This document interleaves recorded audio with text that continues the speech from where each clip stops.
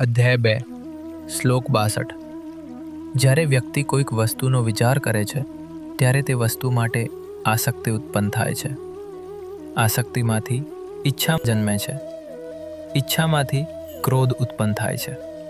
આ શ્લોકથી ભગવાન કૃષ્ણ આગળના 5 શ્લોકોમાં મનુષ્ય કેવી રીતે એના દેવત્વ પતનથી પડી જાય છે એના સિદ્ધાંતને સમજાવે છે.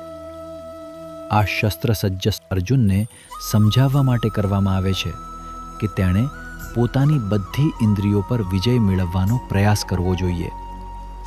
મોટા ભાગના સાધકોની આધ્યાત્મિક માર્ગમાં નિષ્ફળતાનું મૂળ કારણ ઇન્દ્રિય ગૂંચવણમાં ફસલી જવું છે. ભગવાન સમજાવે છે કે મનુષ્યમાં ક્રોધ કેવી રીતે ઉત્તેજિત થાય છે. ભગવાન કહે છે કે જ્યારે આપણે કોઈ પણ ઇન્દ્રિય વિષયને જોઈએ છીએ અથવા તેની મનમાં છબી ધરાવીએ છીએ ત્યારે તે વસ્તુ પ્રત્યે આપણામાં આસક્તિ ઉત્પન્ન થાય છે.